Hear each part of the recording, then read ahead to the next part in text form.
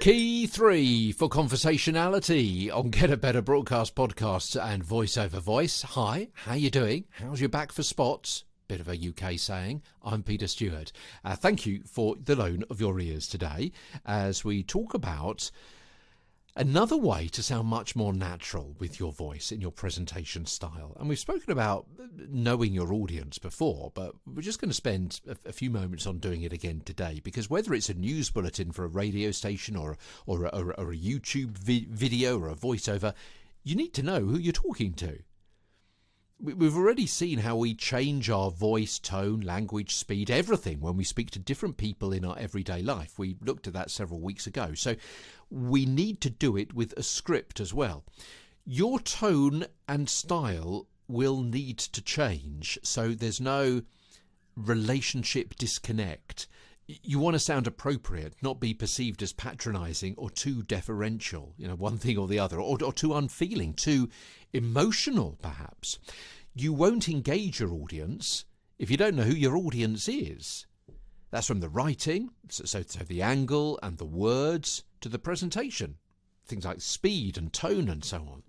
And over time you'll become adept at adapting to different styles and formats and audiences and stations, which obviously is a great skill to have, because that means perhaps you can freelance, you can step into any role, you could be a freelance scriptwriter or a freelance presenter and so on, and you're increasing your chances. So it's okay to imagine you're talking to a friend, but not if that friend has no interest in what you're talking about. Yeah? So there's no point talking about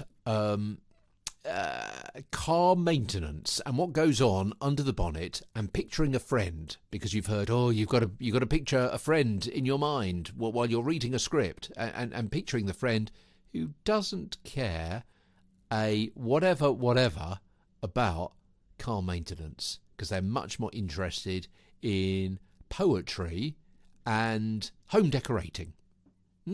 Yeah, you're not going to be able to forge that connection in your mind and forge that connection in your voice either.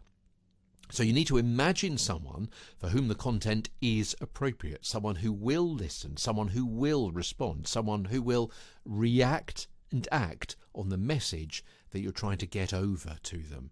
Not tell them about, you're trying to get it over to them. It's called communication. And conversational communication is what we're talking about on Get a Better Broadcast podcast and voice over voice. Tomorrow we continue with talking one-to-one from London. I'm Peter Stewart.